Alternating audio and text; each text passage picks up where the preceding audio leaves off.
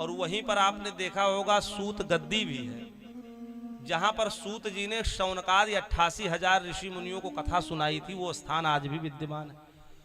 और व्यास जी की समाधि स्थली भी वही है। और मनु शतरूपा ने जहां तपस्या की थी, वो मनु शतरूपा तपोस्थली भी नैमिषारण्य में विद्यमान है। ललिता देवी का मंदिर भी वहां विद्यमान है। तो ऐसे पावन पवित्र नैमिषारण्य की पावन पवित्र भूमि पर श्री ब्रह्मा जी ने कहा कि हे शौनकादि ऋषियों, यही स्थान वर्तमान में सबसे उत्तम स्थान है, इसलिए तुम भगवान की कथा महिमा को इसी नैमिषारण्य की भूमि पर ही सुनो। ये बड़ा पवित्र स्थल है, बड़ा पवित्र स्थान है। तब शौनकादि 88,000 ऋषि मुनि नैमिषारण्य आए और नैमिषारण्य में श्री सूत जी महाराज जो परम भागवत हैं, परम विद्वान हुए, वो मिले। उन्हीं के चरणों में प्रणाम किया। ये सूत जी कौन है? लोग कहते सूत जी के विषय में ठीक ठीक पता नहीं है सूत जी कौन है। सूत जी तो किसी अन्य कास्ट से आते हैं, वो ब्राह्मण नहीं है। तो ऐसे तरह तरह लोग तमाम बातें करते हैं। सूत जी शूद्र थे, ऐसा भी लोग कहते हैं। लेकिन ठीक ठीक शास्त्रों का अध्ययन करने पर पता चलेगा कि सूत जी महाराज तो ब्राह्मण ही थे। कहा कैसे? कहा सूत जी की उत्पत्ति कहां से हुई? सूत जी की उत्पत्ति अग्नि से हुई, और अग्नि वो ब्राह्मणों के गुरु हैं, अग्निदेव। इसीलिए सूत जी को ब्राह्मण कहा गया। एक बार पृथु महाराज ने एक बहुत बड़े यज्ञ का अनुष्ठान किया। तो उस यज्ञ में जो ऋषि मुनि थे, उन्होंने सोमरस निचोड़ा। इंद्र को आहुति देने के लिए सोमरस निचोड़ा गया। तो उस सोमरस में बृहस्पति की सामग्री मिल गई, बृहस्पति ऋषि की। अब ऋषियों की भूल चूक से ये हुआ गड़बड़ी। देना था इंद्र को आहुति, तो सोमरस में बृहस्पति की सामग्री मिल गई, जान नहीं पाए। एक साथ दोनों की सम्मिश्रण सामग्री जैसे अग्नि में गई, तो उसी अग्नि से सूत का प्राकट्य हो गया। उन्हीं को सूत कहा गया। उसी अग्नि से जो प्रकट हुए वही सूत हो गए। ये अयोनिज हैं, स्त्री पुरुष के संपर्क के बिना इनका जन्म हुआ है, अग्नि से हुआ है, इसीलिए ये ब्राह्मण है। इनका एक नाम रोमहर्षण भी है। जब ये कथा सुनाते थे तो जो श्रोता समाज होता था, उनके एक एक रोएं हर्षित हो जाते थे, इसलिए इनका एक नाम रोमहर्षण भी है। सूत जी महाराज के गुरु व्यास जी महाराज हैं। व्यास जी ने 4 वेद, 6 शास्त्र और 18 पुराण की कथा अपने शिष्य सूत जी को रटा के पढ़ा के तैयार करा दिया। सूत जी आज्ञा लेके चले, लेकिन मन में थोड़ी उद्विग्नता थी, तो फिर इन्होंने आराधना की, फिर पूजा की। तो फिर दोबारा जब पूजा किए, ब्रह्मा जी की तपस्या की, ब्रह्मा जी प्रसन्न हो गए। कहा मांगो पुत्र, क्या चाहिए? तब सूत जी ने कहा कि हे ब्रह्मा जी, हमारे गुरु व्यास जी महाराज हैं, और व्यास जी ने हमको 4 वेद, 6 शास्त्र, 18 पुराण सब कुछ पढ़ा के रटा दिया है। लेकिन हमें ये ठीक ठीक नहीं पता चल रहा है कि हम किस स्थान पर जा करके इन वेद पुराण शास्त्रों का प्रचार प्रसार करें, वेद पुराण शास्त्रों की कथा कहें, कहां पर जाकर के धर्म का प्रचार करें। जब इतना कहा तो ब्रह्मा जी ने कहा कि भैया तुम नैमिषारण्य चले जाओ, और नैमिषारण्य में ही तुम अपने आश्रम कुटिया का निर्माण करो, और वहीं से इन वेद पुराण शास्त्रों की कथा का प्रचार प्रसार करो। इस समय वही स्थान इस दुनिया में सर्वश्रेष्ठ है, सबसे उत्तम है भगवान के धर्म कर्म के प्रचार प्रसार के लिए। तब श्री सूत जी महाराज ब्रह्मा जी की अनुमति लेकर के और नैमिषारण्य आ गए, और वहीं पर कुटिया बनाई, वहीं पर आश्रम बनाया, और वहीं से धर्म का प्रचार करने लगे। वहीं पर भागवत की कथा कहना प्रारंभ कर दिए।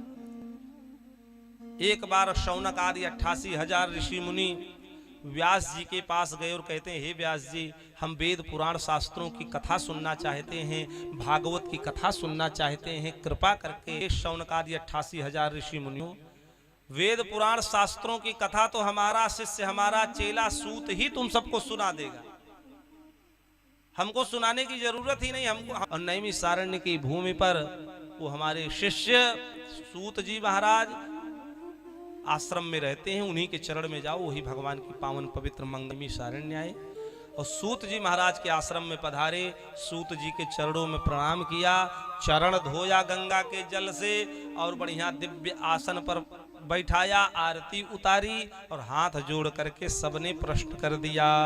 अज्ञान ध्वांत विध्वंस कोटि सूर्य समप्रभ सूताख्या ही कथा सारम मम कर्ण रसायनम।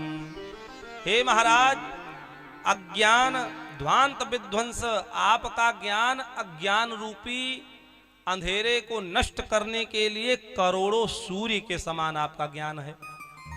भक्ति ज्ञान और वैराग्य से प्राप्त होने वाले महान विवेक की वृद्धि किस प्रकार होती है तथा वैष्णव लोग किस तरह इस मोह माया से अपना पीछा छुड़ाते हैं, क्योंकि इह घोरे कलौ प्रायौ जीवश्चासुरतां गतः क्लेशाक्रांतस्य तस्यैव शोधने किं परायणम्।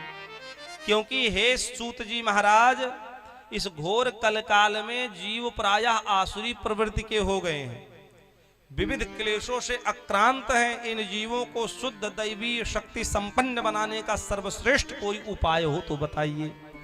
सूत जी, हमें कोई ऐसा शाश्वत साधन बताइए जो सबसे अधिक कल्याणकारी हो तथा पवित्र करने वाले में भी पवित्र हो तथा जो भगवान श्री कृष्ण की प्राप्ति करा दे। ऐसा कोई साधन बताइए।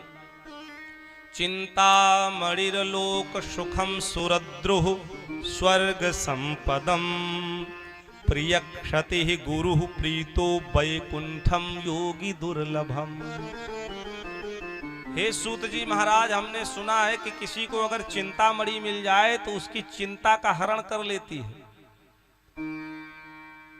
किसी को कल्प वृक्ष मिल जाए तो स्वर्गीय संपत्ति उसको मिल जाती है, जो इच्छा करता है कल्प वृक्ष के नीचे बैठ के वो वस्तु उसको मिल जाती है।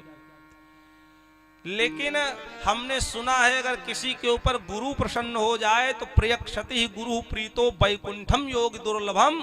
तो बड़े बड़े योगियों को जो वैकुंठ लोक भी दुर्लभ है, अगर गुरु प्रसन्न हो जाए तो अपने शिष्य को वैकुंठ भी प्राप्त कराने की शक्ति सामर्थ्य गुरु के अंदर विद्यमान रहती है, गुरु प्राप्त करा सकता है। तो हे महाराज, कृपा करके हमको भगवान की कथा को सुनाइए, श्रवण कराइए। सूत जी सुने तो आनंदित हो गए, प्रसन्न हो गए, एक क्षण के लिए ध्यान में मग्न हो गए, दूसरे क्षण आंख खोली, कहा भैया तुम धन्य हो, धन्य हो, तुम्हारे हृदय में भगवान की भक्ति विराजमान है, भगवान के प्रति प्रेम है। मैं विचार कर तुम्हें संपूर्ण सिद्धांतों का निष्कर्ष सुनाता हूं, जो जन्म मृत्यु के भय का नाश कर देता है, जो भक्ति के प्रवाह को बढ़ाता है और भगवान श्री कृष्ण की प्रसन्नता का मुख्य हेतु है, कारण है। मैं तुम्हें वह साधन बतलाता हूं, उसे सावधान होकर के तुम सब सुनो। वो साधन क्या है? कहा काल ब्याल मुख ग्रास सत्रासन निर्णाशहे तवे श्रीमद्भागवतम शास्त्रम कलौकीरेण भाषितम।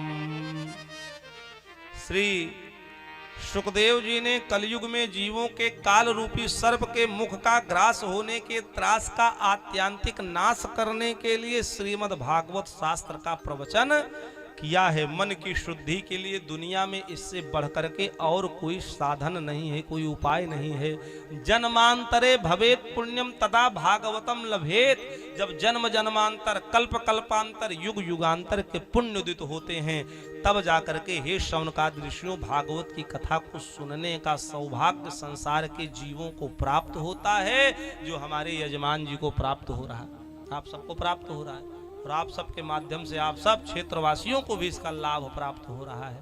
तो ये बड़ा पावन पवित्र कार्यक्रम है, ये कोई साधारण कार्यक्रम नहीं है भागवत की कथा कि जो चाहे सो करा ले। आदमी जीवन भर विचार करता रहता है, जीवन भर सोचता रहता है और सोचते सोचते ही संसार से चला जाता है, लेकिन कथा नहीं सुन पाता।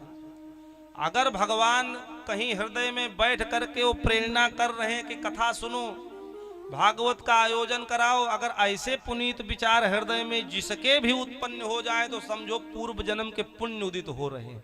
ईश्वर हमारे हाथों से कुछ अच्छा कराना चाह रहा है, कुछ सुंदर कर्म कराना चाह रहा है।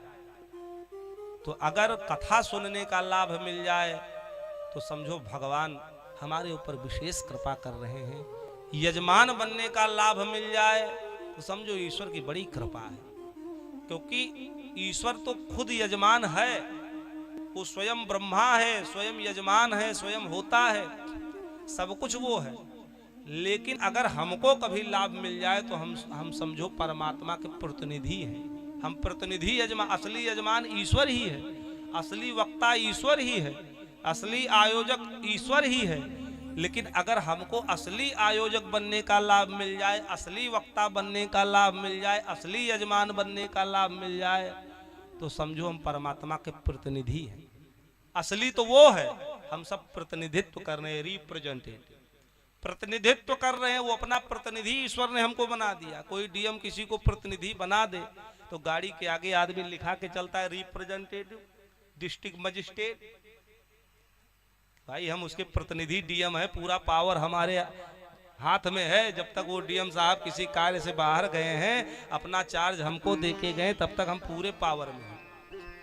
तो बड़े गर्व से लिखाता है। उसी प्रकार से अगर हम यजमान बने हैं, हम भगवान की कथा कह रहे हैं, हम आयोजक बने हैं, तो समझो असली तो वो है परमात्मा ने अपना ही दायित्व हमको समझ करके कि ये अच्छे से निभाएगा, ये हमारे दायित्व को अच्छे से करेगा, ये अच्छे से कथा सुनेगा, इसलिए परमात्मा ने अपना ही पद दे दिया कुछ दिन के लिए। लो तुम इतने दिन के लिए यजमान बन जाओ, अब जाओ धर्म कर्म करो, हम थोड़ा आराम कर ले।